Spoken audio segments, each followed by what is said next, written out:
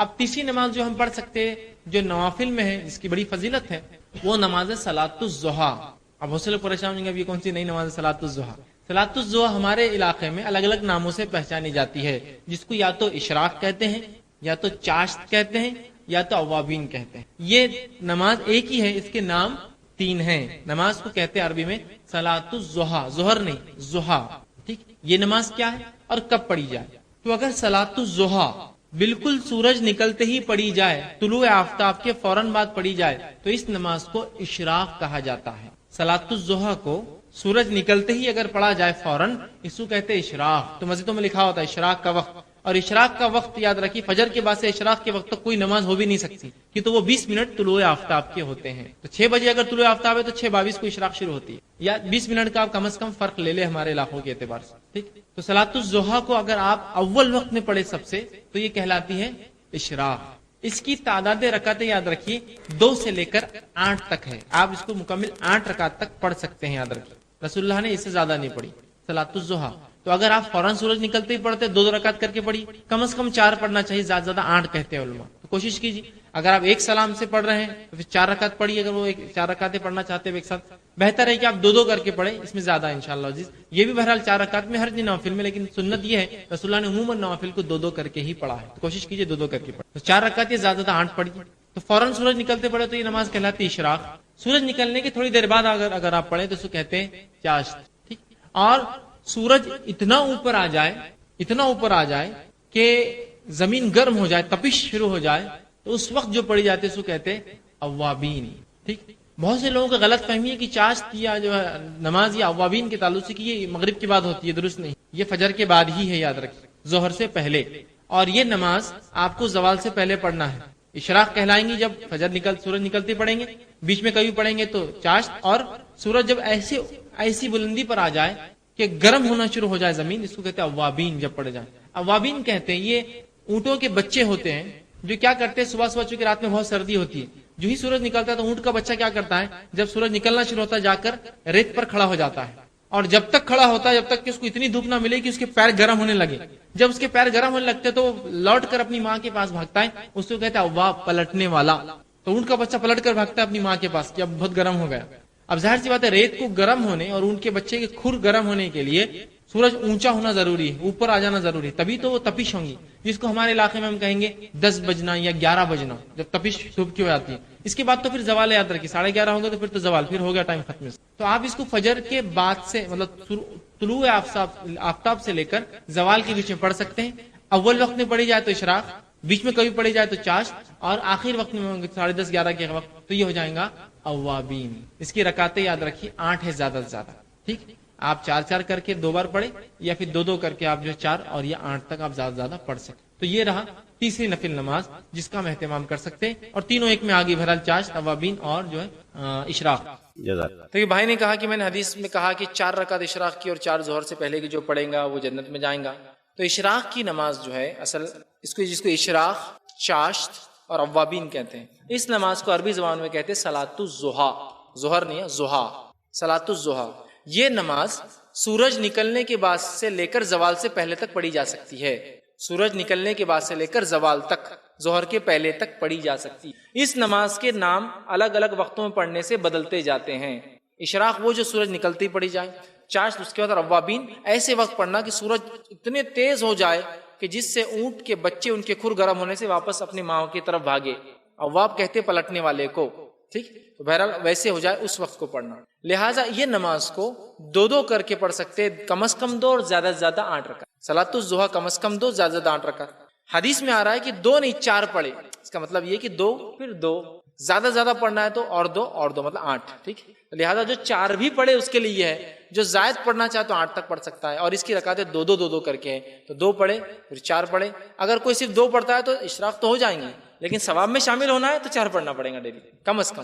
4 سے مور بھی آپ جا سکتے ہیں, اس لیے کہ 8 تک یہ رکعتیں ثابت ہے, تو آپ 2 کر کے اس کو پڑھ سکتے ہیں. تو 4 تو کم از کم پڑھنا ہے. اگر وہ حدیث کے تحت جانا ہے, وقت نہیں ہے تو آپ 2 بھی پڑھ سکتے ہیں, اس لیے کہ اس کا ثواب تو ملے گا, لیکن وہ ثواب کے مستحق ہونے کے لیے یہ 4 اور ظہر کی 4 کو لگاتار پڑھتے رہنا پڑے گا. شکریہ. جس طرح سے پچھلی مرتبہ ہم نے نماز کے تعلق سے کچھ غلط فہمیاں اور اس کے بارے میں سجدہ سہو اور اس کے تمام چیزیں, اس کا طریقہ ہم نے دیکھا تھا, آج انشاءاللہ عزیز پھر ایک نماز سے متعلق ہی جو ہے ایک کڑی رکھنے کی آپ کے سامنے کوشش کروں گا، اور انشاءاللہ عزیز نماز با جماعت، اس کی اہمیت، اس کی فرضیت اور واجبیت، اور اس کو چھوڑنے والوں کا کیا انجام ہوگا، اور کچھ اس کے تعلق سے انشاءاللہ عزیز مسائل رکھنے کی میں جو ہے کوشش کروں گا کہ نماز با جماعت کے لیے جاتے وقت کی کچھ باتیں، جانے کے بعد کی کچھ باتیں، تو یہ تمام باتیں انشاءاللہ مختصر سے اس وقت میں رکھنے کی کوشش کروں گا، تاکہ بہت سی مرتبہ لوگ اس عنوان سے متعلق سوال کرتے ہیں کہ 2 لوگ ہو تو جماعت کیسی ہوں گی، جماعت کے لیے جانے کا کیا معاملہ ہے، گھر میں پڑھ لے تو اس میں کیا مسئلہ ہو جائے گا،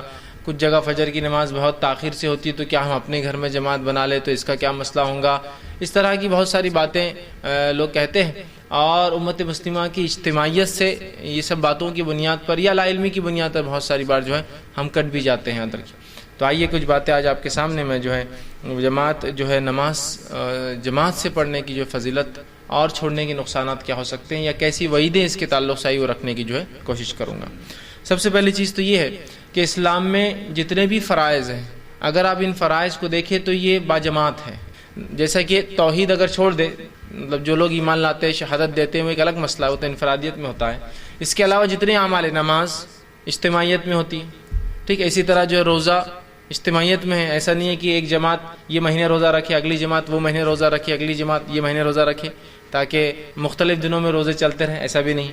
اسی طرح جو ہے زکوٰۃ اجتماعیت کا نظم ہے، بیت المال میں زکوٰۃ جمع ہوں گی۔ حج اجتماعیت کا نظم ہے کہ تمام لوگ حج ایک ساتھ کرتے ہیں، حج کے لیے بھی کوئی وقت نہیں کہ 15 دن بعد ان کا وقت، 15 دن بعد ان کے بعد 15 دن بعد ان کا وقت، ایک ہی ہے۔ تو اسلام میں جماعت کے بغیر مسلمان کا تصور نہیں ہے اندر کی۔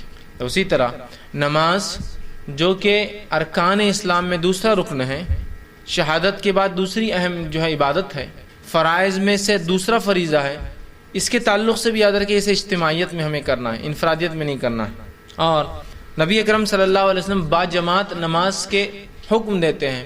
اللہ رب العزت کئی مرتبہ قرآن میں ورکعوا مع الراکعین ایک جگہ کہا کہ رکوع کرو رکوع کرنے والوں کے ساتھ۔ تو ظاہر سی بات ہے رکوع کرنے والوں کے ساتھ رکوع کرو، مطلب رکوع نماز کے اندر ایک اس کا رکن ہے، جب نماز ہم پڑھتے ہیں تو رکوع کرو رکوع کرنے والوں کے ساتھ، مطلب اجتماعیت میں نظم ہوگا، ہے نا۔ اسی طرح کہیں کہا کہ جب تم لوگ جو ہے جنگ میں ہو، جہاد پر ہو، تو ایک جماعت پہلے امام کے ساتھ کھڑی ہو جائے اور دوسری جماعت حفاظت کے لیے کھڑی ہو۔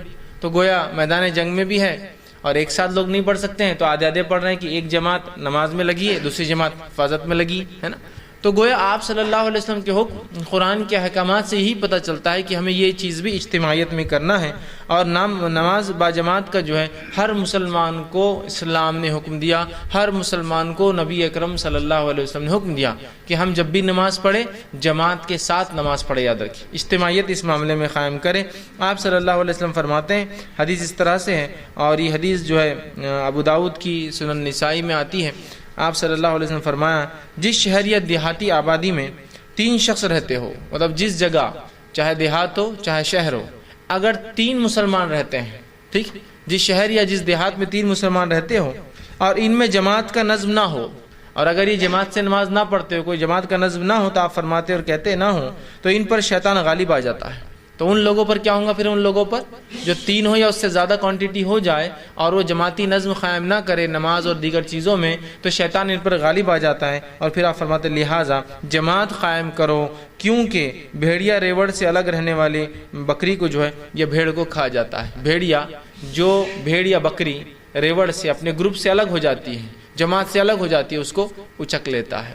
تو یہاں نبی اکرم صلی اللہ علیہ وسلم نے اس بات کا خوف بتایا کہ اگر ہم جماعت سے نہیں نماز قائم کریں گے اور جس دیہات اور جس بستی میں 3 مسلمان ہو جائے اور اس کے بعد یہ عمل نہ ہو کہ وہ جماعت قائم نہ کرے، جماعتی نظم قائم نہ کرے، تو ایسی جگہ پھر شیطان آ جائیں گا اور شیطان جو ہے پھر اچک لیں گا۔ اور آپ نے وضاحت کی کہ جس طرح سے جو بھیڑ یا بکری، ریوڑ سمجھتے نا، پورا گروپ میں چلتی، جتھے میں چلتی ہے، الگ ہوتی ہے، بھیڑیا اسی پہ حملہ کرتا ہے، چونکہ پورے بکریوں پہ حملہ نہیں کرتا، اور بیچ میں آ کے کبھی حملہ نہیں کرتا ہے۔ تو کہا بھیڑیا ایسی ہی بھیڑ پہ حملہ کرتا ہے جو ریوڑ سے، گروپ سے الگ ہو جاتی ہے۔ تو لہٰذا یہاں بجماعت نماز کی اہمیت بتائی جا رہی ہے۔ اگر ایسا نہ ہوا تو شیطان ان لوگوں پر، اس بستی والوں پر، اس شہر والوں پر غالب آ جائیں گا اور ان کو جو ہے وہ بکھیر دیں گا، یاد رکھیے، مطلب اللہ کی اطاعت اور اس کی بندگی سے دور کر دیں گا۔ تو یہاں پتہ چل رہا ہے بجماعت نماز کی کیا اہمیت ہے۔ اسی طرح دوسری ایک روایت میں آپ صلی اللہ علیہ وسلم فرماتے اور کہتے ہیں، یہ روایت جو صحیح بخاری کی ہے، روایت کے الفاظ سنیے کتنے سخت ہے. آپ صلی اللہ علیہ وسلم فرماتے اور کہتے ہیں کہ مجھے اس ذات کی قسم جس کے ہاتھ میں میری جان ہے، میں نے ایسا ارادہ کیا کہ ایک مرتبہ لکڑیاں جمع کروں اور اذان دینے لگاؤں. جب اذان ہو جائے تو کسی اور کو نماز کے لیے آگے بڑھا دو. جب وہ نماز شروع کر دے تو پھر میں بستی اور شہر میں نکلوں اور ان تمام لوگوں کے گھر کو آگ لگا دوں جو بنا کسی عذر کے وجہ کے گھر میں جو ہے نماز پڑھتے ہیں. میرا دل چاہا کہ ایک مرتبہ جو ہے میں لکڑیاں جمع کروں اور اذان دینے لگاؤں اور خود نہ نماز پڑھاتے ہوئے کسی اور کو اپنے جگہ مصلی پہ کھڑا کر دوں اور پھر نکلوں اور نکل کے ان لوگوں کے گھر کو آگ لگا دوں جو بنا کسی وجہ کے عذر کے جو ہے وہ نماز با جماعت میں شریک نہیں ہوتے، بس ان کے گھروں کو جلا دوں. مسند احمد کی روایت میں اضافی الفاظ ہے، اگر مجھے چھوٹے بچوں کا اور عورتوں کا خوف نہ ہوتا تو میں ان کے گھر جلا دیتا. اگر مجھے اس میں عورتیں، چونکہ عورتوں کو با جماعت نماز فرض نہیں ہے، بچوں کے اوپر عبادتیں فرض نہیں جب تک وہ بالغ نہیں ہوتے، تو اگر مجھے عورتوں اور بچوں کی فکر نہ ہوتی تو میں ان کے گھر جلا دیتا. تو کتنی اہمیت بتائی جا رہی بجماعت نماز کی، سمجھ میں آ رہی ہے؟ بجماعت رہنے کی ہر معاملے میں. اور نماز، اور چونکہ نماز ایک ایسا رکن ہے جو ہر روز 5 وقت ہوتا ہے. زکوٰۃ تو سال میں ایک بار ہے، حج زندگی میں ایک بار ہے، لیکن یہ تو روز ہو رہا ہے یہ عمل. زکوٰۃ سال میں ایک بار ہے، ٹھیک، روزہ سال میں ایک بار، لیکن یہ روز ہوتا ہے. اگر یہاں اجتماعیت ہماری ہوں گی تو بہت سارے اس کے فائدے ہوں گے، اور اس بات کی گواہی آپ بھی دیں گے اور میں بھی دیتا ہوں. اجتماعیت کے فائدے تو اپنی جگہ ہے ہی، اجتماعیت میں رہنا، لوگوں کے ساتھ رہنے کے بہت سے بینیفٹس ہے، یاد رکھیں، ٹھیک. اور یہاں شریعت کا حکم بھی ہے، تو کتنا اہم حکم ہے کہ گھر جلا دینا. اسی سے علماء لکھتے ہیں کہ نماز با جماعت یہ واجب اور فرض ہے، یاد رکھیں. با جماعت پڑھنا واجب اور فرض ہے، سوائے شرعی عذر کے، سوائے مجبوریوں کے، سوائے مسجد نہ ہو کسی علاقے میں، مسلمان ہے لیکن مسجد نہیں ہے، سوائے اس کے کہ آپ کی صحت ساتھ نہ دے، حالات ساتھ نہ دے، یہ ایک الگ چیز ہے، یہ عذر ہے، مجبوریاں ہیں، ایکسیپشنل کیسز ہیں، ٹھیک. اسی طرح آپ صلی اللہ علیہ وسلم فرماتے اور کہتے ہیں، ایک نابینا صحابی جن کا نام ام مکتوم آتا ہے، صحیح مسلم کی روایت ہے، ام مکتوم، وہ آئے اور کہا اللہ کے رسول صلی اللہ علیہ وسلم میں ایک نابینا انسان ہوں. یہ نابینا تھے، اندھے تھے. میں ایک نابینا انسان ہوں اور مسجد آنا میرے لیے مشکل ہوتا ہے، اس لیے کہ مجھے ہر بار کوئی لے کر آنے والا نہیں ہوتا ہے. وہ نابینا تھے اور نابینا انسان کو ظاہر سے چلنے میں بہت تکلیف ہوتی ہے. تو کہا مجھے ہر بار کوئی انسان نہیں ملتا جو مجھے پکڑ کر مسجد تک لا کر چھوڑ دے، تو لہٰذا کیا میں اپنی نمازیں گھر پر پڑھ لوں؟ تو آپ صلی اللہ علیہ وسلم نے کہا ٹھیک، تو اپنی نمازیں گھر پر پڑھ لے. جب وہ جانے لگے تو راوی کہتے اللہ کے رسول صلی اللہ علیہ وسلم پلٹے اور کہا کہ میں مکتوم ایک منٹ رکو، ذرا ٹھہرو. وہ ٹھہر گئے. ٹھہرنے کے بعد ان سے کہا کیا تمہیں اذان کی آواز سنائی دیتی ہے؟ تو کہا اللہ کے رسول صلی اللہ علیہ وسلم ہاں مجھے اذان کی آواز سنائی دیتی ہے. تو کہا اگر اذان کی آواز سنائی دیتی ہے تو پھر میں تمہیں حکم نہیں دے سکتا ہوں گھر پر نماز پڑھنے کا، تم کو مسجد آنا ہی پڑے گا. اگر اذان کی آواز آتی ہے تو میں تمہیں حکم نہیں دے سکتا ہوں گھر میں پڑھنے کا، تمہیں مسجد آنا پڑے گا. تو اندازہ لگائیے نماز با جماعت کی کیا اہمیت ہے کہ ایک نابینا بھی اس سے ایکسیپشنل نہیں ہے، جس کو کتنا بڑا عذر ہوتا ہے دکھتا ہی نہیں. تو کہ اگر اذان کی آواز آتی ہے تو کسی نہ کسی کے ساتھ تم کو آنا پڑے گا، میں تم کو چھوٹ نہیں دے سکتا ہوں اس کی. ایک آدمی کو ایکسیپشنلی چھوٹ دیتے آپ سب کے لیے ہو جاتی نا. اذان کی اگر آواز آتی ہے تو اسی سے علماء یہ مسئلہ اخذ کرتے ہیں کہ کہیں مسجد اتنی دور ہو، سواری کا انتظام نہ ہو اور اذان کی آواز بھی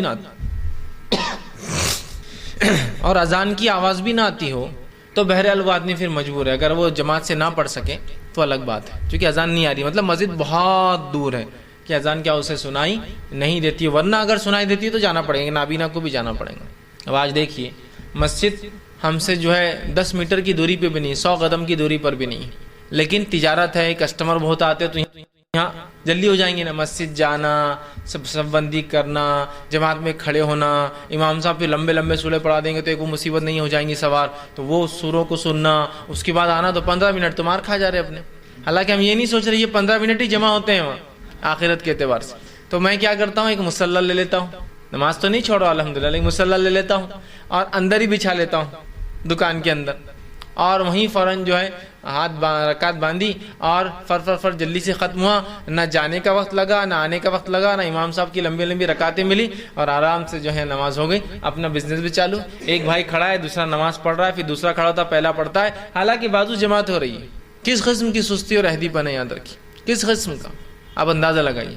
اور ہر جگہ ہی سستی اور کاہلی نظر آ رہی، چاہے تجارت کو آگے بڑھانے کے لیے، چاہے معاملات میں جو ہے آگے بڑھنے کے لیے، ہے نا۔ ایک امپورٹنٹ میٹنگ ہے، میں تو یہ ان کی بات کر رہا ہوں جو نماز پڑھتے ہیں لیکن جماعت سے نہیں پڑھتے۔ ابھی بے نمازی کی بات نہیں ہو رہی، لہٰذا میں بے نمازی کے نقصانات وہ میں کچھ نہیں رکھوں گا آج انشاءاللہ آپ کے سامنے، وہ میرا عنوان نہیں ہے چونکہ، ورنہ پھر اس میں ایک درس چلا جائے گا کہ نماز کی اہمیت اور بے نمازی کے کیا نقصان ہو سکتے ہیں۔ ہم تو ان کی بات کریں جو نماز پڑھتے ہیں 5 وقت لیکن جماعت سے نہیں پڑھتے، تو ان کے بارے میں کتنی سخت باتیں آ رہی ہیں۔ جو جماعت سے نہیں پڑھتے ان کی بات ہو رہی ہے، نہیں پڑھنے والوں کا تو الگ ہی معاملہ، جو پڑھ رہے ہیں لیکن الگ پڑھتے ہیں تو ان کے گھر جلانے کی بات ہو رہی ہے۔ سمجھ رہے آپ بات؟ تو تجارت یا معاملات کے لیے بھائی میٹنگ ہے، اس میں جلدی سے ختم ہو جائیں گی میٹنگ، ہاں یہ الگ بات ہے۔ اتنے لوگ جمع ہوں کہ وہاں جماعت قائم ہو سکتی ہے، اس میٹنگ کی جگہ پر اتنے لوگ جمع ہوں بزنس کے لیے کہ وہاں جماعت قائم ہو سکتی ہے، تو الگ بات ہے پھر کہ ٹیمپرری آپ رکے تو جماعت بنا سکتے ہیں، ہمیشہ کے لیے نہیں ہو سکتا ہے۔ لیکن میں ان کی بات کر رہا ہوں جو پرماننٹلی اپنا جو سلسلہ بنا دیتے ہیں کہ کچھ ہوا کہ بس جماعت کے لیے گھر میں کھڑے ہو گئے، کچھ ہوا کہ بس جماعت کے لیے گھر میں کھڑے ہو گئے، مطلب نماز کے لیے گھر میں کھڑے ہو گئے۔ انفرادی ہوتا ہے یا کبھی مسجد نہ جانے کو چرانے کے لیے، حالانکہ 10 قدم پہ مسجد ہے، ایک جماعت اپنی بنا لے تاکہ یہ جماعت جلدی ہوں گی نا، اپنے حساب سے ہوں گی کہ دستر پہ کھانا لگ چکا ہے، اب کہاں مسجد جاتے نماز کے لیے، یہیں پڑھ لیں گے۔ میں ایکسیپشنل کیس کی بات نہیں کر رہا ہوں کہ رمضان میں آپ کسی دعوت میں ہیں جہاں الحمدللہ رمضان میں تو تقریباً لوگ نماز پڑھتے ہی ہیں، جس کی وجہ سے مسجدیں ویسے ہی نہیں پڑتی ہے، تو مسجد والے بھی چاہتے ہیں کہ آپ کہیں پڑھ لے تو اچھا ہوتا ہے نا۔ مسجدیں نہیں پڑتی ہے ویسے ہی نہیں پڑھ رہی ہے نمازوں میں، عام نمازوں میں تو کوئی خاص دعوت ہو جائے محلے میں تو مسجد تو پیک ہو جاتی ہے، تو ظاہر سی بات ہے وہاں کو بنا لے، وہ تو ایکسیپشنل کیسز ہوتے ہیں۔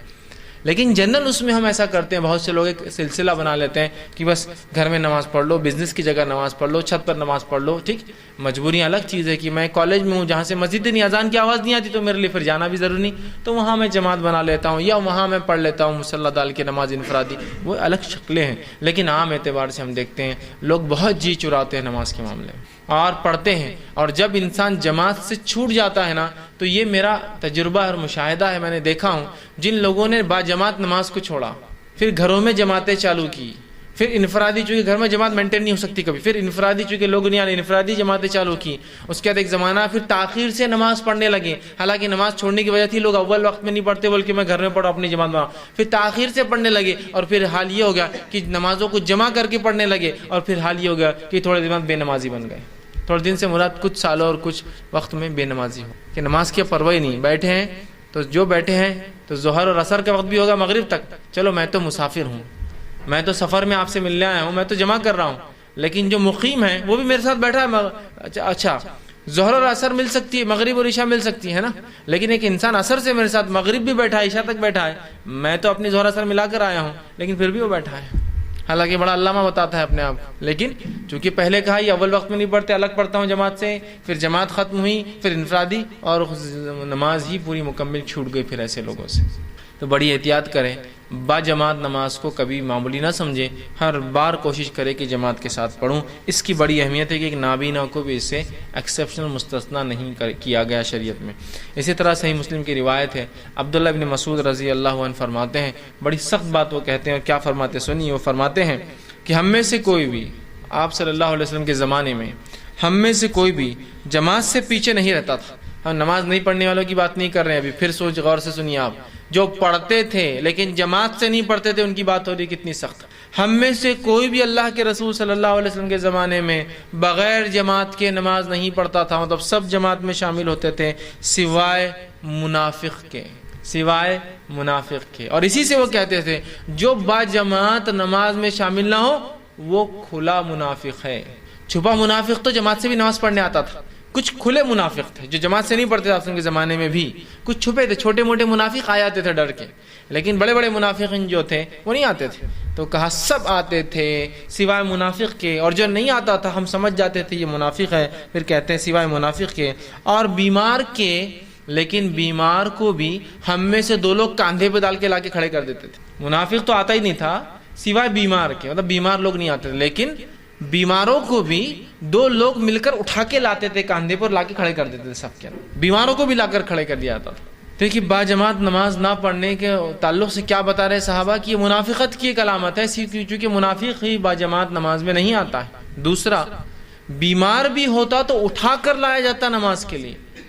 آج تو ہماری بیماریوں کا کیا کہنا ہے نا، کیا ہو گیا بھائی آج نماز اپنے جماعت سے نہیں پڑھی، آج میرے کو 3 چھکے آ گئی صبح صبح، اور 3 چھکے تو بہت زیادہ ہو گیا آپ کے لیے ہے نا، اتنی صحت کہاں دی اللہ نے آپ کو 3 چھکیاں برداشت کر سکے، چوتھی چھیک میں تو ہارٹ اٹیک آ جائیں گا آپ کو۔ تو ٹھیک ہے، اچھا کیا آپ نے آج نماز کو پڑھا۔ ارے آج آپ باجماعت نماز میں دکھ نہیں رہے 2-4 دن سے، ارے بہت زیادہ بیمار ہونا، کیا بیماری ہے آپ کی؟ وہ ہاتھ میرا روز دکھ رہا۔ اچھا تو آفس بھی نہیں جا رہے؟ نہیں، آفس تو جانا پڑتا نا، مجبوری ہے۔ اچھا پھر آپ اسکول کالج میں؟ نہیں، وہ اس کے بغیر تھوڑی چلتا۔ اچھا پھر آپ دن بھر گھر میں؟ نہیں، صرف نماز کی حد تک نہیں آ رہا ہوں میں، اس لیے کہ وہ پوری تکلیف درد دکھ نماز کے ٹائم ہی ظاہر ہوتا ہے، دینی کوئی کام کے ٹائم ہی ظاہر ہوتا ہے نا۔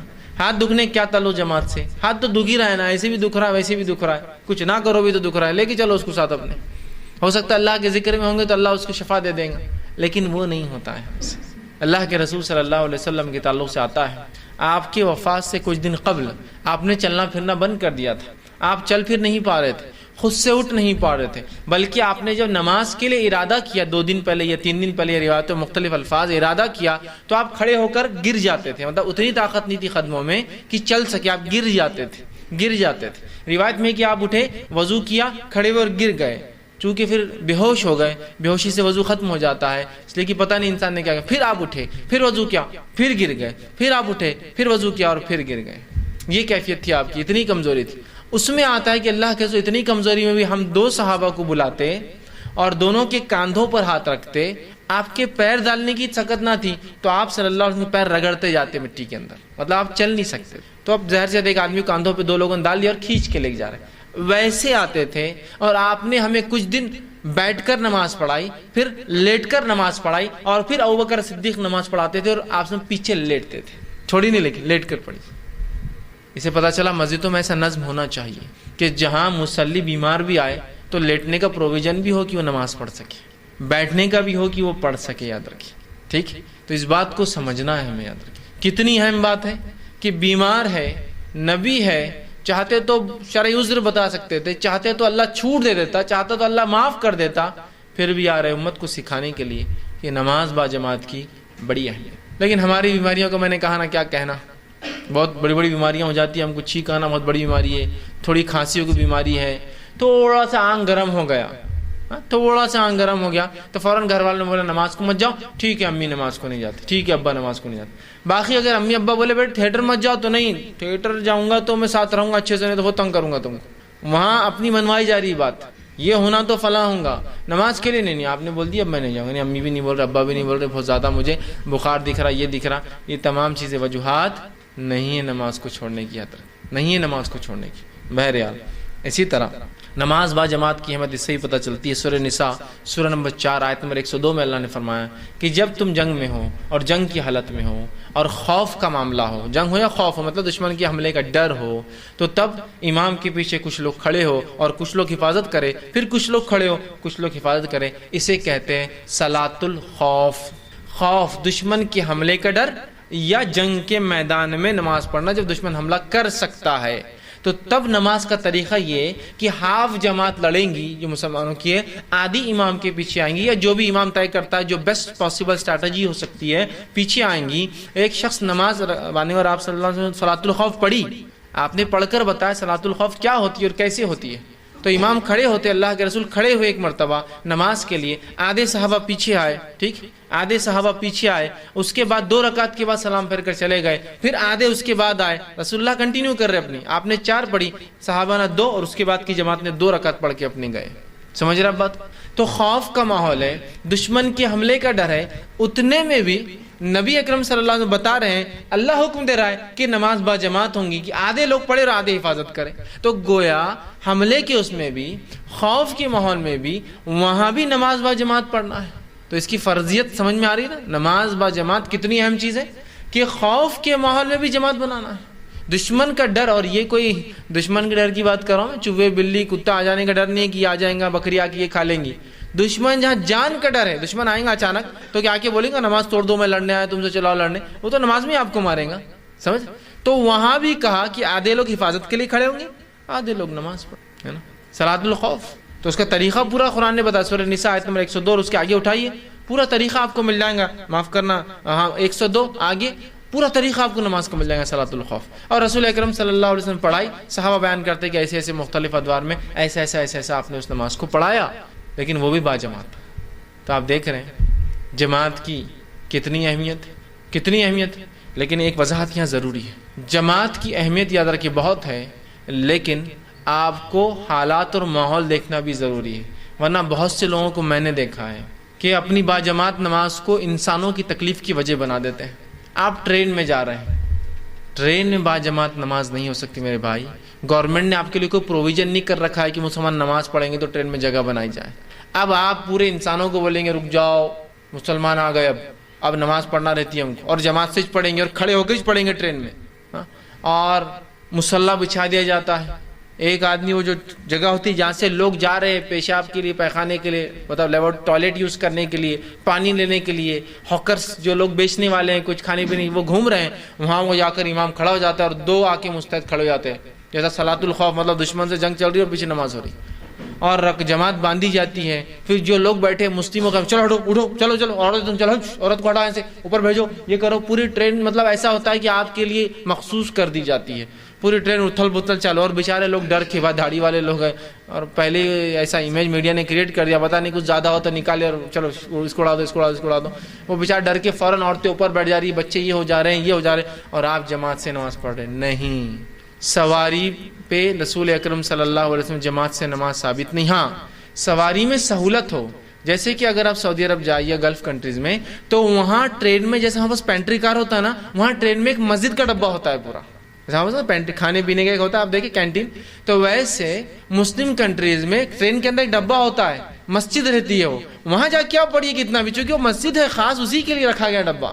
یہاں نہیں ہوگا. لیکن یا بس ہے اور بس کو آپ بول دیں کہ بس روک دو، بس ہم مسلمان ہیں، ہم کو جماعت سے نماز پڑھنا ہی پڑتی، اور بیچارے بس کے 40 مسافر جو ہے انگلیاں توڑ توڑ کے بددعائیں دے رہے ہیں آپ کو کہ ہم کو جلدی جانا ہے، فلاں مسئلہ ہے. آپ بولے نہیں 5 ٹائم بس رکیں گی پوری سفر کے اندر، اور جھگڑا چالو نہیں. سفر میں تو آپ اترے، وضو کیا، بس میں بیٹھے، جہاں بیٹھے وہاں رکعت باندھ لی، ہو گیا.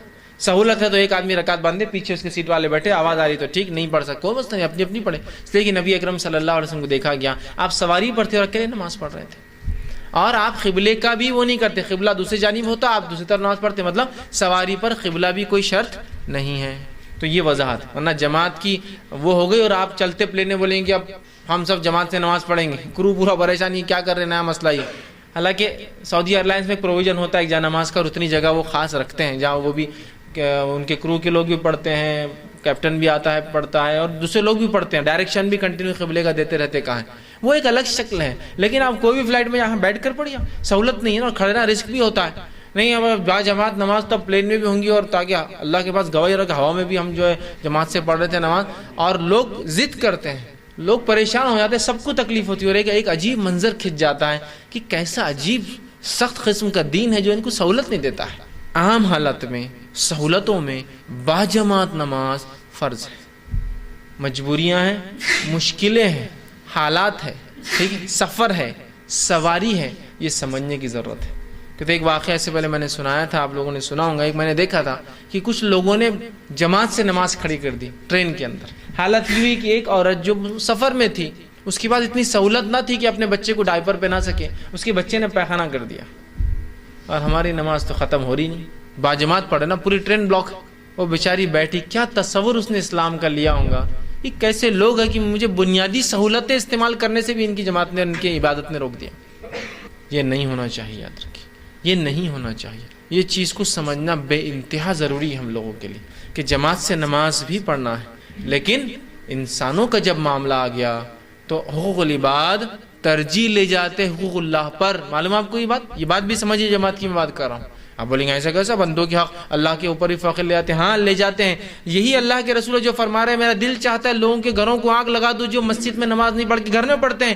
یہی اللہ کے رسول صلی اللہ علیہ وسلم فرماتے ہیں جو پیاز اور لہسن کھائے وہ ہماری مسجدوں میں داخل نہ ہوں. کیا کہہ رہے ہیں، مسجد میں جو نہیں آتے گھر جلا دو. یہی اللہ کے رسول فرماتے ہیں جو پیاز اور لہسن کھائے مسجد میں نہ، چونکہ بندوں کے حق مارے جاتے، پیاز لہسن سے بدبو آتی ہے جس سے انسانوں کو تکلیف ہوتی ہے. دوسرا فرماتے ہیں جب کسی کو بیت الخلا جانا ہو، رفع حاجت کو جانا ہو، پیشاب پیخانے کو جانا ہو، وہ جماعت میں بعد میں شامل ہو، پہلے رفع حاجت کو جائے تو انسان یہاں بندوں کا حق پہلے آ گیا نا، رفع حاجت پہلے اور عبادت بعد میں۔ جس کو بھوک لگی ہو اور مغرب کا وقت ہو تو وہ کھانا کھا لے، اگر اسے امید ہے آخری رکعت بھی مل جائیں گی تو پہلے کھانا ختم کریں پھر آخری رکعت میں شامل ہو، کھانا پہلے نماز بعد میں، بندوں کا حق۔ تو میں بھی اسی لیے کہہ رہا ہوں جب ٹرین میں ہیں آپ، بسز میں ہیں، سہولتیں نہیں ہوتی ہیں تو وہاں کیا کریں گے آپ؟ وہاں جماعت کا اہتمام نہیں ہوگا، یاد رکھیں اس بات کو سمجھنے کی ضرورت ہے۔ آپ اسی کی طرح نماز با جماعت کی کیا فضیلت آتی ہے، فضیلت بھی رکھتا ہوں۔ جب اتنی وعید کی گئی تو فضیلت کیا بتائی گئی؟ آئیے آپ صلی اللہ علیہ وسلم نماز با جماعت کی فضیلت بتاتے ہیں اور فرماتے ہیں، صحیح بخاری کی روایت ہے، جماعت کے ساتھ نماز جو پڑھی جاتی ہے وہ اکیلے نماز پڑھنے کے مقابلے میں 27 درجے 27 ٹائمز اچھا ہے، افضل ہے، زیادہ ثواب دینے والی چیز ہے۔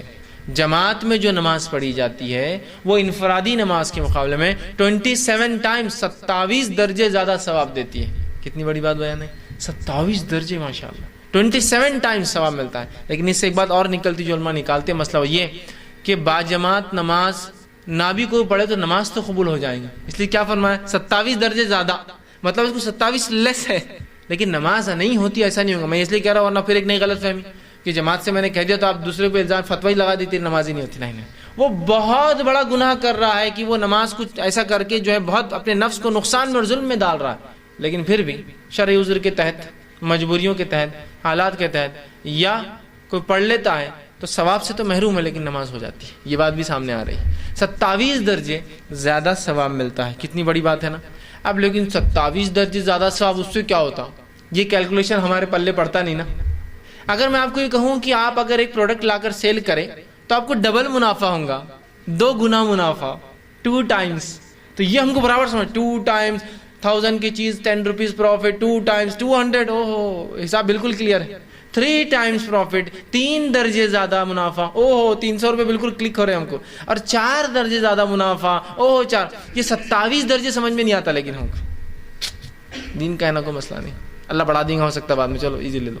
میں یہ بتانا چاہ رہا ہوں کہ دنیا میں کیسے حساب کرتے ہیں، یہ 1 گنا 2 گنا زیادہ پروفٹ دور کی بات ہے، جو لوگ اوریجنل بل بزنس کرتے ہیں وہ یہ سب چیزیں جانتے ہیں، روپے 2 روپے اور 4 روپے کی بڑے ٹرن اوور کے اندر کیا نقصان اور کیا فائدے ہو سکتے ہیں، سمجھتے ہیں آپ؟ 25 پیسے بھی اگر ایک کسٹمر کو آپ یوں چھوڑتے ہیں، ایک دن میں 100 کسٹمر آتے ہیں تو منتھ کے اندر اتنا ہوتا ہے جتنا آپ کا ٹیلی فون بل ہوتا ہے، اتنا نکل جاتا ہے آپ کا کاسٹ، سمجھ رہے آپ؟ تو جو ٹرن اوور پہ بزنس کرتے ہیں وہ جانتے ہیں روپے کا کیا وہ ہوتا ہے۔ ایک صاحب تھے، وہ بزنس کرتے تھے، دن بھر میں جو ہے 25 کنٹل شکر بیچتے تھے اور سب سے کم کاسٹ میں ان کی شکر بکتی تھی، اتنا کم کہ جتنا ہول سیل ملتا اتنے ریٹ میں بیچتے تھے۔ جب ان سے پوچھا گیا کہ پھر آپ کا منافع کیا ہے، تو اس زمانے میں شکر وہ موٹے موٹے تھیلوں میں آتی تھی، تو کہا منافع میرا یہ تھیلا ہے 100 روپے میں بکتا ہے بعد میں، تو 25 کنٹل بیچتا ہوں ٹرن اوور پہ اور 2500 روپے تھیلے کی ملتے ہیں، شکر میں نہیں کماتا ہوں، ٹرن اوور پہ بزنس کرتا ہوں، ہے نا۔ تو وہ آدمی بولیں گا یار 1 گنا کا کیا ہوتا ہے، 1 ٹائم مور پروفٹ، مطلب 100 ٹائم ہو جاتا ہے نا ایگزیکٹلی، 1 درجہ 1 گنا مطلب ملٹیپل آف، تو وہ ہوتا ہے 100 ٹائمز ہوتا ہے ایگزیکٹلی، اس سے 100 روپے کا 200 ہونا مطلب 100 ٹائمز ہو جاتا ہے، 300 ہونا تو 27 درجے۔ میں یہ بات سمجھانے کی کوشش کر رہا ہوں کہ دین میں یہ کیلکولیشن ہم کو سمجھتے نہیں، جب درجات کی بات ہو رہی 700 درجے ثواب، 70 درجے ثواب نہیں سمجھتا، سمجھیے اس کو دنیا کی حساب کتاب سمجھتے ہیں ہم لوگ۔ تو بہرحال 27 درجے زیادہ ثواب، کون بیوقوف ہے جو چھوڑ سکتا ہے نا۔ آئیے اسی طرح فرماتے ہیں اس کی فضیلت میں، صحیح بخاری صحیح مسلم متفق علیہ روایت ہے، فرماتے اور کہتے سنیے، آدمی کا جماعت کے ساتھ نماز پڑھنا گھر اور بازار میں نماز پڑھنے کے مقابلے میں 20 سے زیادہ گنا زیادہ فائدہ مند، 20 ٹائمز یا مور دین 20 ٹائمز۔ اوپر والی روایت میں 27 ٹائمز آ گیا، اس روایت میں مور دین 20 اپ ٹو 27 ٹائمز۔ یہ مانا ہو سکتا ہے کہ 20 سے لے کر 27 کے بیچ میں کچھ درجات اس کی نیت کے اعتبار سے ملیں گے اس کو۔ تو کہا زیادہ درجے کی فضیلت رکھتا ہے، اس لیے کہ ایک انسان جب اچھے سے وضو کرتا ہے اور صرف اللہ کے لیے، تو آپ صلی اللہ علیہ وسلم فرماتے تھے کہ حدیث کے الفاظ اس طرح سے کہ آدمی کا جماعت کے ساتھ نماز پڑھنا یہ جو ہے گھر میں نماز پڑھنے کے مقابلے میں 20 سے زیادہ درجے جو ہے فضیلت رکھتا ہے، اس لیے کہ ایک انسان جب اچھے سے وضو کرتا ہے اور صرف اللہ کے لیے نماز کے لیے مسجد کا رخ کرتا ہے، صرف اللہ کے لیے، صرف نماز کے لیے مسجد کا رخ کرتا ہے، تو ہر قدم کی عوض اللہ سبحانہ تعالیٰ اس کے درجات کو بلند کرتا ہے۔ جماعت میں جانے کا ثواب دیکھیے، 20 سے زیادہ گنا ثواب کے علاوہ جب چلتا ہے تو ہر قدم پر اس کے درجات بلند ہوتے ہیں، مطلب گناہ معاف ہوتے ہیں اس کے۔ درجات بلند ہوتے ہیں، درجات بلند کرتا ہے اور گناہ مٹا دیتا ہے، اور مسجد میں داخل ہونے کے بعد وہ جو ہے جتنی دیر نماز کا انتظار کرتا ہے وہ نماز کی حالت میں ہوتا ہے اور نماز کے ثواب میں ہوتا ہے۔ مطلب ایک انسان مسجد جا کے جتنی دیر انتظار کرتا ہے نماز کے لیے اتنی دیر ثواب ملتا ہے نماز میں شامل ہونے کا، نماز میں شمار ہوتا ہے، اور فرشتے اس کے لیے رحمت کی دعائیں کرتے ہیں جب تک کہ وہ نماز کی جگہ بیٹھا رہے۔ مطلب نماز پڑھ بھی لیا اور اگر نماز کی جگہ ہی بیٹھا ہے تو فرشتے اس کے لیے رحمت کی دعائیں کرتے ہیں جب تک کہ وہ بیٹھا رہتا ہے، اور اللہ سے درخواست کرتے ہیں، فرشتے گزارش کرتے ہیں کہ اے اللہ اس کی مغفرت فرما دے، اس پر رحم کر، جب تک کہ وہ وضو سے ہوتا ہے تب تک۔ ایک نماز کو ہم نکلے 20 مرتبہ 20 گناہ یا اس سے لے کر 27 مرتبہ تک ثواب بڑھ گیا، فضیلت، ہر قدم پر گناہ معاف ہو رہے ہیں، ہر قدم پر نیکیاں لکھی جائے، درجات بلند ہو رہے ہیں، اور اس کے بعد مسجد میں جب تک بیٹھا ہے نماز کے انتظار میں 5-10 منٹ پہلے پہنچ گیا انتظار میں، تب تک اس کو نماز میں رہنے کا ثواب مل رہا ہے۔ نماز پڑھنے کے بعد جب تک اس جگہ بیٹھا ہے جس جگہ اس نے نماز پڑھی ہو، جب تک اس کا وضو نہیں ٹوٹا تب تک فرشتے دعائیں کر رہے ہیں، اللہ اس کی مغفرت کر دے، اسے معاف کر دے، اس کی مغفرت کر دے، اسے معاف کر دے۔ جو جماعت سے نماز نہیں پڑھتا وہ ان تمام فضائل سے خود بخود محروم ہو جاتا ہے، خود بخود محروم ہو جاتا ہے، یاد رکھیے، ٹھیک۔ اسی طرح جو ہے اب جو ہے جماعت جو ہے کم از کم کتنے لوگوں میں ہوں گی؟ اب جو جماعت کی بات اور فضیلت کی بات آ رہی ہے تو کبھی مسجد میں ہو سکتی ہے، کبھی مسجد کے باہر بھی جماعت بنانا پڑ سکتی ہے، ضرورت، حالات، ماحول ہو سکتا ہے، اجتماع ہے، لوگ جمع ہے، مسجد جانے کی سہولت نہیں، مسجد میں انتظام نہیں ہوگا، چھوٹا محلہ ہے، لوگ زیادہ جمع، تو بہرحال جماعت۔ اب جماعت کتنے لوگوں میں ہو سکتی ہے؟ سفر میں ہو اور جماعت بنانے کا موقع مل جائے، نیچے اتر کے مسجد ہے، تو میں کیا کروں؟ چونکہ مسجد میں ٹائم ہو چکا ہوں گا، تو تب میں کتنے لوگ ہوں تو وہ وضاحت بھی انشاءاللہ کر دیتا ہوں۔ کم از کم 2 آدمی چاہیے جماعت بنانے کے لیے، بس ہو گیا، جماعت بن گئی آپ کی۔ کتنے لوگ چاہیے جماعت کے لیے؟ 2 آدمی صرف، مطلب ایک ہے تو انفرادی ہے، 2 ہو گیا تو جماعت بننا چالو، جماعت، اور 3 ہے تو پھر تو اور الحمدللہ اور بڑھتے گئے تو اور بڑھتے گئے اور بڑھتے گئے، اور ثواب اور ثواب اور ثواب اور ثواب، سمجھ رہے بات؟ تو کم از کم 2 لوگ چاہیے، ٹھیک ہے، کس لیے کہ ایک امام ہوگا اور ایک مقتدی ہوگا جماعت کے لیے، یہ 2 چیزیں شرط ہے، ٹھیک۔ اللہ کے رسول صلی اللہ علیہ وسلم فرماتے ہیں اس تعلق سے، یہ ابن حبان اور حاکم کی روایت ہے، آپ فرماتے کہتے ہیں اکیلے کی نماز سے دوسرے آدمی کے ساتھ نماز پڑھنا افضل ہے، اکیلے کی نماز سے دوسرے آدمی کے ساتھ نماز پڑھنا افضل ہے، چونکہ وہ جماعت بن جاتی ہے، اور 2 کے ساتھ نماز پڑھنا 1 کے ساتھ نماز پڑھنے سے افضل ہے، اور 2 کے ساتھ نماز پڑھنا مطلب امام کے ساتھ 2 ہونا افضل ہے امام کے ساتھ 1 ہونے سے۔ 2 کے ساتھ نماز پڑھنا مطلب پڑھانے والا 1 اور 2 ہے، 2 کے ساتھ نماز پڑھنا افضل ہے 1 کے ساتھ نماز پڑھانے سے، مطلب اکیلے آدمی سے افضل ہے 2 آدمی ہو، اور 2 آدمی سے افضل ہے 3 آدمی ہو نماز، ٹھیک۔ تو آپ فرماتے افضل ہے جماعت میں جتنی زیادہ تعداد ہوں گی اللہ تعالیٰ اتنا زیادہ اس جماعت کو پسند کرتا ہے، جتنے بڑھ رہے ہیں جتنے بڑھ رہے ہیں، ٹھیک۔ تو پتہ چلا 2 بھی ہو جائے تو کافی ہے، 3 ہو جائے تو بہت اچھی بات ہے۔ وہ کیوں؟ دیکھیے جب 2 ہوں گے تو نماز کا طریقہ یہ ہوگا کہ امام اور مقتدی ساتھ کھڑے ہوں گے، یاد رکھیے جماعت کا ثواب تو ملے گا لیکن مقتدی اور امام میں فرق نہیں کر پائیں گے، آپ ساتھ کھڑے ہونا پڑے گا، اس لیے کہ پیچھے نہیں ہو سکتا ہے، اس لیے کہ امام تو اکیلا کھڑا ہو سکتا ہے، مقتدی کے لیے 2 چاہیے۔ اب چونکہ مقتدی اکیلا ہے تو امام کے بازو کھڑا ہوگا، تو جب 2 لوگ نماز پڑھیں گے تو طریقہ یہ ہوگا کہ وہ کھڑا ہوگا اور دوسرا آدمی اس کے سیدھے ہاتھ پر کھڑا ہوگا، یاد رکھیے بات سمجھ رہے آپ؟ جب 2 لوگ نماز پڑھیں گے تو ایک آدمی جو امام ہے امام کے سیدھے ہاتھ کی طرف کھڑا ہوگا مقتدی، سمجھ رہا ہے بات کو؟ اس کو اس لیے میں یہ کہہ رہا ہوں کہ کبھی آپ کو ایسی جماعت مل جائے کہ 2 لوگ نماز پڑھ رہے ہیں کھڑا ہے تو آپ سمجھنا چاہیے کہ آپ کو یہ اس طرف کھڑا ہونا ہے، اس لیے کہ ادھر والا مقتدی ہوگا سیدھے ہاتھ کی طرف اور اس کے الٹے ہاتھ کی طرف امام کھڑا ہوگا، یا امام وہ ہوگا جس کے سیدھے ہاتھ کی طرف مقتدی کھڑا ہے۔ تو اس سے آپ سمجھ جائیں گے قبلے کے رخ ایک آدمی کھڑا ہے تو اس کے سیدھے ہاتھ کی طرف جو مقتدی اور یہ امام ہے، اس کا مطلب یہ تاکہ آپ کو کھڑا ہونا تو آپ اس کے بازو کھڑے ہوں گے ادھر سے، ٹھیک، اس کے بازو کھڑے ہوں گے، اور جیسے ہی آپ اس کے بازو کھڑے ہوں گے تو امام آگے سرک جائیں گا تھوڑا سا تاکہ اب فرق ہو جائے کہ یہ امام ہے اور یہ 2 مقتدی۔ تو جب 2 ہوں گے طریقہ رکعت باندھیں گے بازو ہوں گا۔ عبداللہ ابن عباس رضی اللہ عنہ فرماتے ہیں، صحیح بخاری کی روایت ہے کہ میں رات میں اللہ کے رسول صلی اللہ علیہ وسلم کے ساتھ سویا تاکہ آپ کی عبادتیں وہ دیکھوں۔ رات میں اللہ کے رسول صلی اللہ علیہ وسلم اٹھے تو میں بھی اٹھا، چونکہ عمر میں چھوٹے تھے، اللہ کے ساتھ گھر میں رہ گئے اور میں بھی اٹھا۔ اس کے بعد اللہ کے رسول صلی اللہ علیہ وسلم وضو کیا، پوری کیفیت آپ نے بیان کی، پھر کھڑے ہوئے میں نے بھی وضو کیا اور میں آ کر اللہ کے رسول کے الٹے ہاتھ کی طرف کھڑا ہو گیا۔ رسول اکرم صلی اللہ علیہ وسلم نے میرے سر کو پکڑا، سر کو پکڑ کے مجھے پیچھے سے اپنے وہ کیا اور پیچھے سے کر کے سیدھے ہاتھ کی طرف لا کر کھڑا کر دیا، میں سیدھے ہاتھ کی طرف کھڑا ہو گیا۔ اس کے بعد میں نماز پڑھتا رہا۔ اللہ کے رسول صلی اللہ علیہ وسلم اتنی لمبی نماز پڑھی کہ میں تھک گیا اور جا کر پھر سو گیا، ویسے مطلب پوری نہیں کمپلیٹ کیے، نکل کے چلے گئے، اتنی لمبی پڑھی، چھوٹے تھے، نکل کے گئے اور سو گیا۔ اللہ کے رسول نے فجر میں اٹھا اور مجھے تھپتا اور کہا ایسا نہیں کرتے، مطلب کھڑے بھی ہوئے چلے بھی گئے، تم پوری نماز بھی نہیں کری کیونکہ چھوٹے تھے، تھک گئے ہو۔ تو یہاں کچھ باتیں پتہ چلی، وہ یہ ہے پہلی کہ نفل نماز بھی جماعت سے ہو سکتی ہے، چونکہ اللہ کے رسول رات کی نماز پڑھ رہے تھے، تہجد پڑھ رہے تھے۔ بہت سے لوگ بولتے ہیں نفل جماعت سے نہیں ہوتی، تو اللہ کے رسول نے تو پڑھی نفل نماز جماعت، چونکہ آپ رات کی نماز پڑھ رہے تھے۔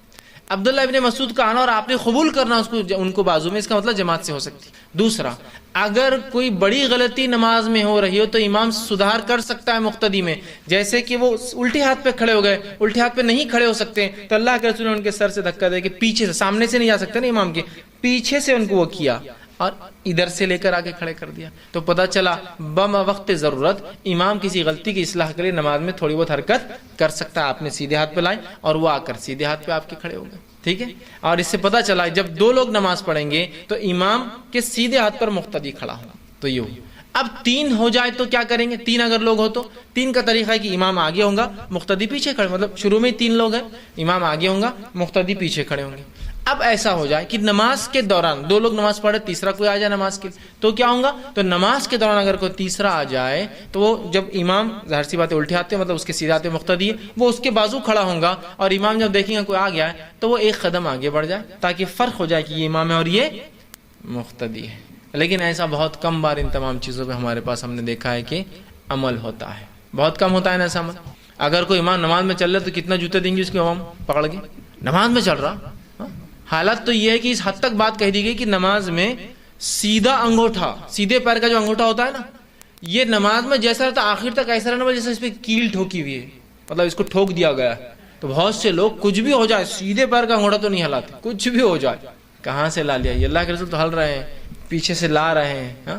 یہ سب چیزوں کو سمجھنے کی ضرورت ہے، اور اشد ضرورت کے تحت جو میں نے کہا نا امام ہلچل کر سکتا ہے، وہ اس بات سے بھی ثابت ہوتی ہے کہ نفل نماز کو انسان پڑھ رہا ہو، جیسے کہ اللہ کے رسول نفل پڑھ رہے تھے، ایک مرتبہ آپ کی زوجہ باہر آئی اور گھر پر دستک دی، آپ نفل نماز میں ہی چونکہ قبلے کی طرف آپ آگے بڑھے، دروازے کی کھوٹی کھولی اور پیچھے آگے پھر کھڑے ہو گئے۔ اس سے بھی مسئلہ نکلتا ہے نفل نماز ہو اور کوئی بڑا شرعی عذر ڈر ہے کہ نقصان ہو جائے، جیسا کہ آپ کی زوجہ کا آنا، عورت کا دروازے پہ کھڑے ہونا، پتہ نہیں کس حالت میں کیا ضرورت کے تحت آئیے، ضروری ہے نا، تو آپ نماز میں نفل آگے بڑھے، کھٹکا آپ نے اوپر کیا اور پیچھے سرک گئے اور وہ اندر آ گئے۔ اسی طرح آپ صلی اللہ علیہ وسلم کا اپنی نواسی امامہ کو لے کر نماز پڑھنا، چھوٹے بچوں کو لے کے نماز پڑھنا کہ آپ جب کھڑے ہوئے تو اسے گود میں رکھا، جب رکوع میں گئے تو بازو ٹیک دیا، سجدے ہونے کے بعد پھر اٹھا کے گود میں لے لیا۔ اسی طرح آپ کا اپنے نواسوں حسن اور حسین رضی اللہ عنہما ان کے ساتھ نماز پڑھنا کہ دونوں نماز میں آپ کے ساتھ ہوتے، آپ ایک کو گود میں لے لیتے، ایک بازو کھڑا ہوتا، کبھی کبھی ایک گود میں ہوتا دوسرا بازو ہوتا، آپ سجدے میں جاتے دونوں کبھی کبھار کاندھوں پہ آپ کے بڑھ جاتے، گردن بڑھ جاتے، پیچھے بڑھ جاتے،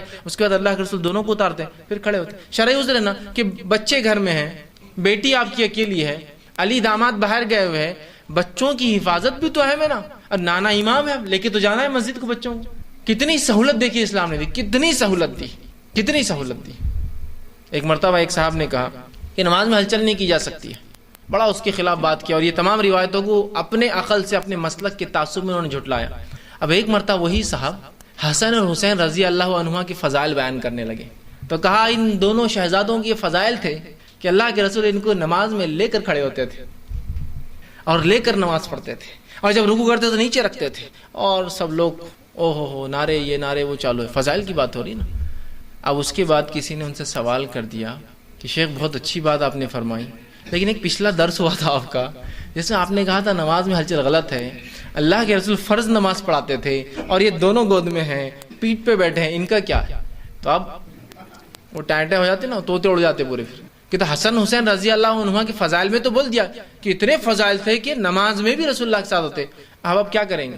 یہ فضائل کے علاوہ یہ اس چیز کی دلیل ہے کہ ہمیں جب بچے گھر میں ہوں، ماں ہو اکیلی، تو کیا بچوں کو چھوڑ کر نماز پڑھیں گے؟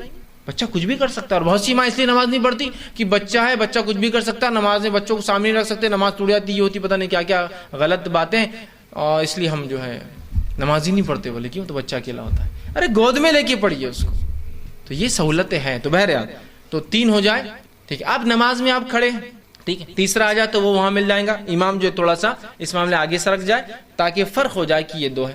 اب آپ نماز اکیلے پڑھ رہے تھے، سمجھ لیجیے آپ نے رکعت باندھی، اور کوئی آ جائے، جیسا آپ کو پتا یہ آدمی نماز پڑھا اور کوئی آ کر مل جائے، جیسا ہوتا ہے بہت سی مرتبہ.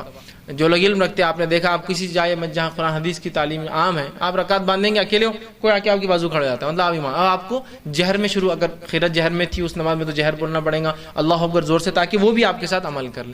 تو ایسی بھی جماعت بن سکتی ہے کہ آدمی اکیلا کھڑا ہو، بعد میں کوئی شخص آ جائے اور وہ اس کے ساتھ مل جائے، اس کے بعد دوسرا آ جائے تو یہ تھوڑا آگے سرک جائیں گا تاکہ ان کی جماعت بن جائے. اب یہاں ایک مسئلہ لوگ بتاتے ارے ایسا کیسا کسی کے ساتھ نمازیں مل جائیں گے، اس کی اگر نفل ہوں گی تو اس آدمی نے جس نے کھڑا ہوا اس کی اگر نفل نماز ہوں گی تو پھر ہماری نماز کا کیا، یا اس کی اگر نماز فرض ہوں گی اور نفل پڑھ رہے ہوں گے تو مطلب اس طرح کے. تو یاد رکھیے امام اور مقتدی کی نیت ایک ہونا نماز میں شرط نہیں ہے. امام اور مقتدی کی نیت نماز میں ایک ہونا شرط نہیں ہے. اس کی دلیل یہ، نبی اکرم صلی اللہ علیہ وسلم ایک مرتبہ بیٹھے تھے، ایک صحابی نماز پڑھنے لگے. آپ نے کہا کیا بات ہے تو نے نماز نہیں پڑھی؟ تو کہا اللہ کے رسول میری نماز نہیں ہوئی تھی. تو کہا رک جاؤ، اور کہا تم میں سے کون ہے جو اپنے بھائی کے لیے صدقہ کریں گا؟ تو ایک نے کہا میں پڑھ لوں گا. تو کہا اب تیرے لیے اس نماز کا نفل ثواب ہوگا. ٹھیک. اور ایک روایت میں اس شخص نے پڑھائی، آپ نے کہا کون ہے جو اس سے نماز پڑھائیں گا؟ ایک نے کہا اللہ کے رسول میں پڑھاؤں گا. آپ نے کہا تیرے لیے نماز نفل ہے. تو جو نماز پڑھا رہا تھا اس کے لیے نماز کیا تھی؟ نفل. اور جو پڑھ رہا تھا اس کے لیے کیا تھی نماز؟ فرض. ہوئی امام اور مقتدی کی نیت ایک ہونا شرط نہیں. تو امام اور مقتدی کی نیت یاد رکھیے ایک ہونا شرط نہیں ہے. اسی طرح ایک روایت آتی ہے کہ نبی اکرم صلی اللہ علیہ وسلم کے پاس ایک صحابی آتے اپنے بستی سے، آ کر نماز پڑھتے، اور جو نماز اللہ کے رسول صلی اللہ علیہ وسلم کے پیچھے پڑھ کر جاتے اپنی بستی میں جا کر وہی نماز دہراتے اور اپنی بستی والوں کو نماز پڑھاتے. تو پتہ چلا یہ صحابی آتے، نماز رسول اللہ صلی اللہ علیہ وسلم کے پیچھے پڑھتے، پھر اپنی بستی میں جاتے اور اسی نماز کو دہراتے. تو ظاہر سی بات ہے ان کی دوسری نماز نفل ہوئی چونکہ پہلی جماعت سے پڑھ چکے ہیں یہ، اور پیچھے پڑھنے والے کیا نماز پڑھ رہے ہیں؟ فرض پڑھ رہے ہیں. تو پتہ چلا فرض اور نفل مل سکتی ہے. ٹھیک. اسی مسئلے کو آپ یہاں لاگو کر دیجئے کہ نمازوں کو ترتیب میں پڑھنا چاہیے. آپ مسافر تھے اور سفر میں تھے، سفر میں ہونے کے ناطے آپ جو ہے ظہر نہیں پڑھ سکے، عصر میں آپ مسجد میں پہنچے. جب عصر میں آپ مسجد میں پہنچیں گے، جماعت کھڑی ہے، تو آپ جب کون سی نماز پڑھیں گے؟ عصر نہیں پڑھیں گے، نماز کی ترتیب میں پڑھیں گے. آپ وضو کر کے آئیں گے اور ظہر کی نیت سے امام کے پیچھے شامل ہوں گے. امام عصر پڑھ رہا ہوں گا، آپ کی ظہر ہوں گی، امام سلام پھیریں گے، اس کے بعد آپ کھڑے ہوں گے اور اپنی عصر کی نماز پڑھیں گے. بات سمجھ رہے ہو؟ کہ نماز کی ترتیب سیم ہوں گی، نماز کی ترتیب نہیں بدلتی. ظہر پہلے تھی تو پہلے ہی پڑھی جائیں گی. لیکن بہرحال لا علمی کی وجہ سے بہت ساری باتیں ایسی ہوتی ہیں کہ جب کوئی کہتا تو کہتا ارے یہ کوئی دوسری جماعت کی تو نہیں نا، جو کوئی دوسرا فرقہ تو نہیں ہے. نہ کوئی دوسری جماعت ہے نہ دوسرا فرقہ ہے. یہ نبی اکرم صلی اللہ علیہ وسلم کی سنت اور صحابہ نے اپنی زندگی اس پہ عمل کیا. میرے بھائی لا علمی اتنی ہو چکی ہے کہ بس کوئی کچھ کہے کہ ہم کو لگتا ہے کچھ تو بھی نئی بات کر رہا ہے. نہیں ہے، یہ تو پرانی بات ہے. یہ تو وہ بات ہے جو کتاب و سنت نے بتائی. یہ ہوتا تھا اللہ کے رسول صلی اللہ علیہ وسلم کے زمانے میں. تو یہ ہو گیا نماز. امام مقتدی کی نیت بھی کوئی ضروری نہیں ہے. 2 ہو تو طریقہ، 3 ہو تو طریقہ، میں نے بتا دیا. آپ اکیلے اور کوئی آ جائے تو طریقہ، اس کے بعد کوئی آئے تو آگے امام سر طریقہ. اس کے بعد نیت ایک ہونا کوئی ضروری نہیں. آپ کوئی بھی نماز چڑھ رہی اپنی نیت سے آپ چلے جائیں. رمضان میں اس کا فائدہ آپ اٹھا سکتے ہیں. عشاء چھوٹ گئی آپ کی، آپ جب پہنچے تو تراویح کھڑی ہو چکی. تو بہت سے لوگ عشاء پڑھتے کھڑے رہتے ہیں. کیا ضرورت عشاء پڑھنے کی؟ آپ کو تراویح چل رہی ہے، نیت باندھ کی امام کے ساتھ عشاء کی کھڑے ہو جائیے، آپ کو جماعت کا ثواب مل جائے گا. تو کیا ضروری ہے آپ کو؟ آپ پیچھے مل جائے اس کی وہ نفل نماز چل رہی ہے، آپ اپنے فرض کی نیت سے مل جائے، آپ کو جماعت کا ثواب مل جائے گا، ورنہ جماعت تو ہو گئی پھر آپ. تو یہ سمجھنے کی ضرورت ہے. اور انسان جس چیز میں فائدہ اٹھانا چاہتا ہے نا، اس میں پرفیکٹنس حاصل کرنے کی کوشش کرتا ہے. تو ویسے دین میں کوشش کیجیے، ثواب چاہیے، پرفیکٹنس حاصل کیجیے اپنے دین میں، سیکھیے اس دین کو. ٹھیک ہے. اسی طرح جو ہے اب جب جماعت کی ہم نے بات کی تو اس میں ایک اور روایت آتی ہے. آپ صلی اللہ علیہ وسلم فرماتے اور کہتے ہیں، جو کہ صحیح مسلم کی روایت ہے، بے شک زیادہ ثواب ان لوگوں کو حاصل ہوگا جو دور کی مسجد تک جاتے ہیں یا زیادہ چل کر آتے ہیں. مطلب جتنی مسجد گھر سے دور ہوں گی ثواب اتنا زیادہ ملے گا چل کر جانے کا. تو آپ نے جس کی مسجد جتنی دور ہوں گی، جتنا آدمی چل کے آئیں گا، ثواب اس کو اتنا زیادہ ملے گا. اب جماعت کی جب بات کی تو جماعت میں عورتوں کی شمولیت کا کیا معاملہ ہو؟ کیا عورتیں بھی جماعت میں شامل ہوں گی؟ تو یاد رکھیے اگر عورتوں کو سہولت ہے، حالانکہ جماعت سے نماز پڑھنا عورتوں کے لیے فرض نہیں ہے، لیکن رسول اکرم صلی اللہ علیہ وسلم کے زمانے میں عورتیں مسجد آتی تھی اور نماز آپ کے ساتھ صحابیات پڑھتی تھی. اور اس زمانے سے لے کر آج تک ساری دنیا میں اور سارے عالم میں عورتیں مسجد میں جاتی ہے، آتی ہے اور نماز پڑھتی ہے، سوائے بر صغیر ہندوستان اور پاکستان کو چھوڑ کر. سوائے بر صغیر ہندوستان اور پاکستان کو چھوڑ کر. اس لیے کہ سارے لچے لفنگے اور عاشق سب مسجد کے باہر بیٹھے رہتے ہیں، اور سارے نیک اور تقوی والے لوگ بازار میں بیٹھے رہتے ہیں، درگاہوں پہ بیٹھے رہتے ہیں، مال سے بیٹھے رہتے ہیں، تھیٹروں میں بیٹھے رہتے ہیں. تو لہٰذا مسجد آئے تو فتنہ ہوتا. تھیٹر، بازار، مال، بازار کچھ بھی نہیں ہوتا، وہاں کوئی نہیں چھیڑتا ان کو. تو ہندوستان پاکستان میں یہ حالت کو دیکھتے علماء نے شاید یہ فتویٰ دیا کہ بہت لچے لفنگے لوگ عاشق مزاج پورے راؤڈیز پورے جو لوفر آ کے مسجد کے باہر رہتے ہیں، تو لہٰذا عورت مسجد نہ آئے، اور بازار پورے پاک اور صاف ہے، متقی پرہیزگار لوگ ہوتے ہیں، اللہ کا ذکر کرتے کھڑے رہتے ہیں ہالس کے اور مالس کے باہر، لہٰذا بازار جائے، تھیٹر جائے، قوالیوں میں جائے، سب جگہ جائے، وہاں چھیڑنی ہوتی، مسجد نہ آئے، چونکہ مسجد میں فتنہ ہوتا ہے۔ عورت کے بازار میں آنے سے فتنہ نہیں ہوتا، مسجد میں آنے سے ہوتا، عورت کے دعوت میں جانے سے فتنہ نہیں ہوتا، مسجد میں آنے سے فتنہ، عورت کے اسکول اور کالج میں اکیلے جانے سے فتنہ نہیں ہوتا، مسجد میں آنے سے فتنہ ہوتا ہے۔ تو پورے فتنہ پرست عورتیں شاید مسجد میں آنا چالو کر دی، اس علماء نے کہا مت آؤ بول کر بند کر دیا گیا ان کو۔ بہرحال عورت بھی جماعت میں شامل ہو سکتی ہے۔ نبی اکرم صلی اللہ علیہ وسلم فرمایا اور کہا، مسند احمد کی روایت ہے، عورتوں کو اللہ کی مسجد سے نہ روکو، عورتوں کو اللہ کی مسجد سے نہ روکو اگر وہ جانا چاہے تو، لیکن پھر میں کہوں گا افضل تو گھر میں نماز ہے ان کے لیے، لیکن آج کے اس دور میں جب کہ عورتوں کے لیے دینی علم کا کوئی نظم نہیں ہے، مسجد جانے دیجیے ان کو، تاکہ کم از کم اسی بہانے جمعے کا خطبہ تو سن لے اور عیدین کے خطبے تو سن لے، کہ کچھ تو پتہ چلے ان کو کیا چل رہا ہے امت کا اور کیا کرنا ہے۔ آج عورتوں کی بہرا روی نے پوری امت کو بہرا روی میں ڈال دیا۔ یاد رکھیے، مرد کے بگاڑ سے قوم بگڑتی نہیں ہے، عورت کی بگاڑ سے قومیں بگڑ جاتی ہے۔ یاد رکھیے، کیونکہ انہی سے نسلیں نکلتی، مرد اور عورتیں۔ جب وہ بگڑ جائے تو ماں جب خراب ہو، اسکول اور مدرسہ خراب ہو تو طالب علم کا کیا حال ہوگا، تو ماں جب خراب ہو اور بے دین ہو تو بچوں کو کیا حال ہوگا۔ باپ کی دینداری سے بچوں پہ زیادہ فرق نہیں پڑتا ہے۔ سمجھ رہے آپ بات کو؟ تو بہرحال اسی طرح اگر عورت مسجد میں آتی ہے اور جماعت میں شامل ہونا چاہتی ہے تو وہ سجے اور سورے نہیں، باحیا اور پردے مکمل ہو، خوشبو لگا کے نہ، یا ایسی کوئی چیز جس کی وجہ سے مرد اس طرف اٹریکٹ ہو، یہ اہم چیز ہے۔ نبی اکرم صلی اللہ علیہ وسلم فرماتے، صحیح مسلم کی روایت ہے، وہ عورتیں جو عشاء کی نماز میں ہمارے ساتھ شامل ہونا چاہتی ہیں خوشبو لگا کرنا ہے، مطلب خوشبو ویسے ہی منع ہے، لیکن کچھ عورتیں لگا کر، رات کا وقت ہے، خوشبو لگاؤں گی تو پتہ چل جائے گا کوئی ہے، تو کہا خوشبو لگا کرنا ہے، اگر خوشبو لگاتی ہے تو پھر عشاء میں ہمارے ساتھ شامل نہ ہوں، لیکن اس کا ہرگز مطلب نہیں ظہر اثر مغرب پڑھ سکتی، صرف عشاء نہیں پڑھی خوشبو سے۔ خوشبو لگانا عورت کے لیے جائز نہیں ہے، تو وہ اپنے آپ کو سنبھالے، اپنے آپ کو سدھارے اور صحیح انداز سے جائے، تاکہ کوئی فتنے کی وجہ وہ نہ بنے یا اس کے اوپر کوئی فتنہ سوار نہ ہو جائے اس کی کچھ حرکت کی وجہ سے۔ یہ بات تو اپنی جگہ ہے۔ اسی طرح آپ صلی اللہ علیہ وسلم فرمایا اور کہا، صحیح مسلم کی روایت ہے، اپنے گھروں میں نماز پڑھنا عورتوں کے لیے بہتر ہے، گھر میں تو بہتر ہے لیکن چاہے تو مسجد جا سکتی، یاد رکھیں۔ اسی طرح جو ہے اب نماز کے لیے جب آپ نکلیں گے تو جب گھر سے نکلیں گے تو پہلے، چونکہ جماعت کی بات ہو رہی تو جماعت کے لیے جانا پڑے گا مسجد، تو آپ جب گھر سے نکلیں گے تو سیدھا قدم پہلے باہر ڈالیں گے، ٹھیک ہے؟ جب مسجد پہنچیں گے تو سیدھا قدم پہلے اندر ڈالیں گے مسجد کے اندر، اس کے بعد مسجد میں داخل ہونے کی دعا پڑھیے، مسجد سے نکلنے کی دعا پڑھیے۔ گھر سے مسجد جاتے وقت اللہ کے رسول اتنی دعائیں پڑھتے اور اتنی بڑی بڑی دعائیں ہیں کہ کسی کو انتہا ہے، بہت ساری دعائیں، وہ دعائیں یاد کیجیے۔ مسجد میں جانے کی دعا چھوٹی ہوتی ہے، مسجد سے نکلنے کی دعائیں چھوٹی چھوٹی دعاؤں کا اہتمام کریں، ٹھیک؟ تو مسجد میں جائے، گھر سے نکلے سیدھا پیر ڈالے، مسجد میں جائے سیدھا پیر ڈالے، مسجد میں جانے داخل دعا، مسجد میں بیٹھنے سے پہلے یاد رکھیے 2 رکعت نماز پڑھ لیں۔ نبی اکرم صلی اللہ علیہ وسلم فرماتے ہیں اور کہتے ہیں کہ جب تک تم میں سے کوئی شخص، صحیح مسلم کی روایت ہے، جب تک تم میں سے کوئی شخص مسجد میں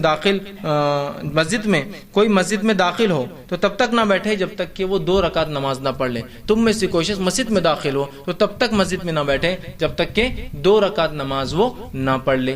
تو مسجد نکلے سیدھا پیر ڈالا، گھر سے نکلنے کی دعا، مسجد جانے کی دعا، مسجد میں سیدھا پیر ڈالا، مسجد میں جانے کی دعا، مسجد میں بیٹھنے سے پہلے 2 رکعت تحیۃ المسجد پڑھی، اس کے بعد آرام سے اطمینان سے بیٹھے رہے، نماز اپنی مکمل کری، اور نماز مکمل کرنے کے بعد جو ہے وہاں سے جو ہے اطمینان کے ساتھ جا سکتے ہیں۔ اللہ کے رسول دیکھیے کیا فرماتے، صحیح مسلم کی ہی روایت فرمایا، جب تم میں سے کوئی شخص جو ہے نماز کے لیے آؤ تو اطمینان کے ساتھ چلو، اور جتنی رکعت ملے امام کے ساتھ پڑھو، جتنی چھوٹ جائے اس کو بعد میں پوری کرو۔ تو اطمینان کے ساتھ جانا ہے، بھاگتے ہوئے، دوڑتے ہوئے، تیزی سے نہیں۔ بہت سے لوگ بھاگتے دوڑتے جاتے ہیں اور اس سے بہت سارا نقصان، مسجد میں پیر پھسل گیا اور 40 دن کا پلاسٹر لگ گیا، پھر تو اس سے اچھا آرام سے جاتے ہیں تو 40 دن کی نمازیں خاموخواہ بیٹھ کر نہ پڑھنا پڑتی، تکلیف نہ اٹھانا پڑتی۔ تو اطمینان آرام سے اس چیز کو کرنا ہے، مسجد میں اطمینان کے ساتھ داخل ہونا ہے، مسجد میں بیٹھنے سے پہلے 2 رکعت تحیۃ المسجد پڑھنا ہے، مسجد میں نماز ہونے تک اطمینان سے بیٹھنا ہے، نماز کی بعد جو ہے اپنی جو نماز سنت نوافل موقعہ پڑھنا ہے، اور اطمینان سے نکلتے وقت پھر مسجد سے نکلنے کی دعا پڑھنا ہے، اور مسجد سے پہلے الٹا قدم باہر نکالنا ہے۔ جیسے جاتے وقت اندر آتے وقت سیدھا ڈالا تھا،